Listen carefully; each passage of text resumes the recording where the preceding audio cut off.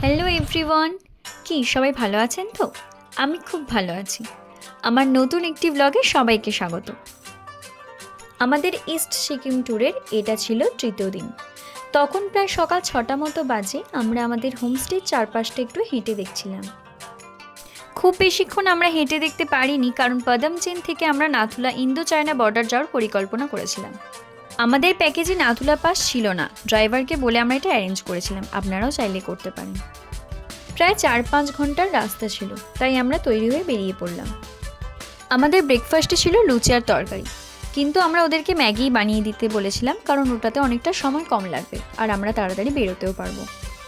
তাই আমাদের সাথে করে কিছু ড্রাই ফ্রুটস আর অল্প স্বল্প খাবার নিয়ে নিয়েছিলাম।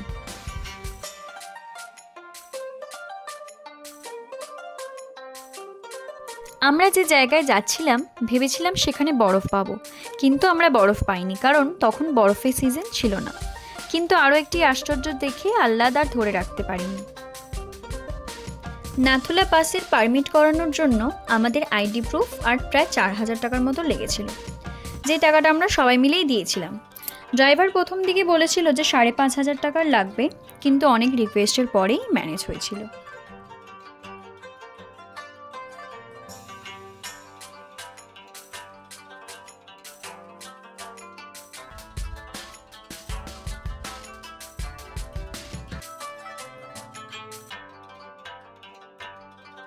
প্রায় 1.5 থেকে 2 ঘন্টা পর আমরা জুলু গ্রাম পেরিয়ে আসি।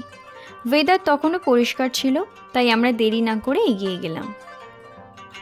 সুন্দর পাহাড়ি গান শুনতে শুনতে হঠাৎই সবার চোখে পড়ল ওই দূরে বরফ ঢাকা সেই আশ্চর্য।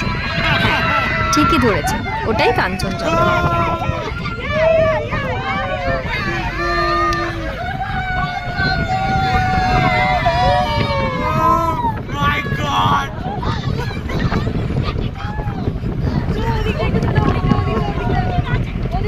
এরপর আমরা হোল্ড করি থাম্বি ভিউ পয়েন্টে। এখান থেকেই কাঞ্চনজঙ্ঘা পুরো পরিষ্কার দেখা যাচ্ছিল।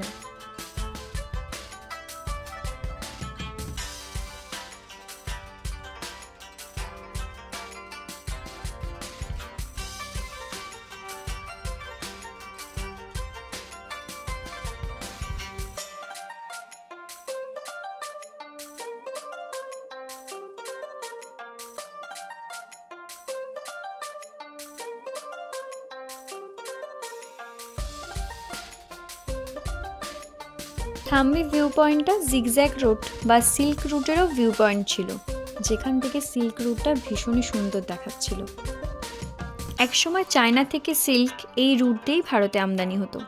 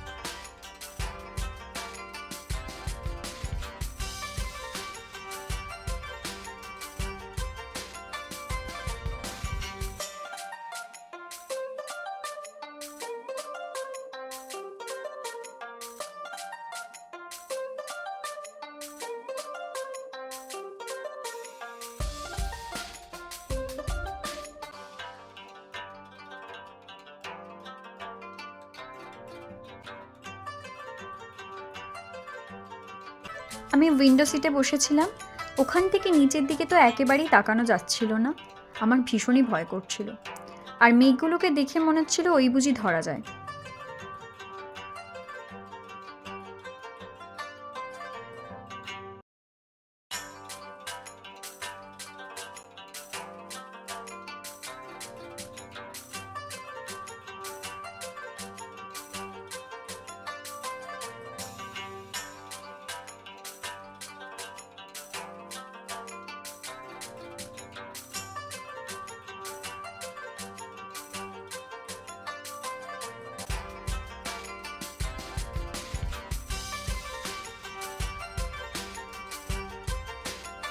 ফেলি। ওখানটাতে ওয়েদারটা প্রায় চেঞ্জ হয়ে গিয়েছিল, চারিদিকে কুয়াশার মতো মেঘ জমে গিয়েছিল। আমরা যে সময়টাতে ওখানে গিয়েছিলাম সেখানে তখন খুব বেশি পর্যটকের ভিড় আমরা দেখতে পাইনি, কিন্তু ওখানে দুটো সুন্দর কুকুর ছিল, আমরা ওদের সাথে ছবি তুলছিলাম।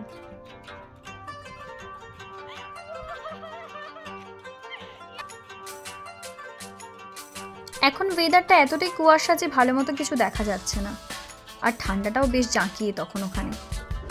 আমরা যতটা ওপরের দিকে উঠছিলাম তত আস্তে আস্তে রিয়েলাইজ করতে পারছিলাম যে এখানের অক্সিজেন লেভেল প্রায় কম। নাথুলা পাসের জন্য অক্সিজেন সিলিন্ডার ম্যান্ডেটরি, তাই আমরাও ক্যারি করেছিলাম। এখানের বেশিরভাগ জায়গাগুলিতে পুলিশদের বেস ক্যাম্প ছিল।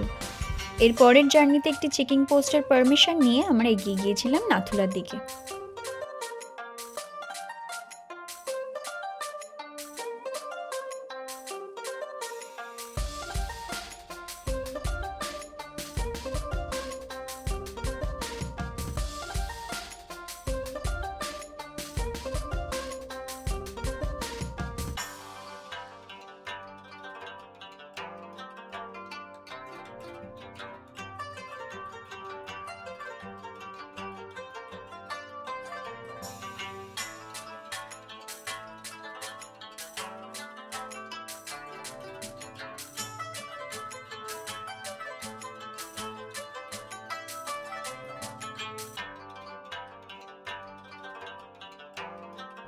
নাথুলাতে পৌঁছে আমরা খানিকটা রোদের দেখা পেয়েছিলাম।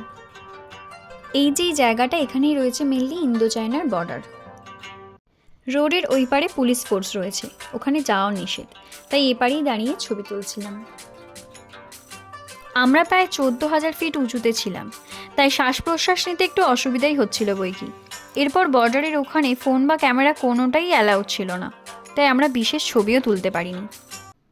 আপনাদের আরও একটা কথা জানিয়ে রাখি, আমরা যখন নাথুলা থেকে ফিরছিলাম তখন আমাদের সকলেরই প্রায় শ্বাসকষ্ট হচ্ছিল, যেহেতু আমাদের জার্নিটা অনেকটা লংই ছিল আর আমাদের সেরকমভাবে বিশেষ কিছু খাওয়াও হয়নি, সেই হিসেবে আমরা একটু অসুস্থ হয়েছিলাম বইকি।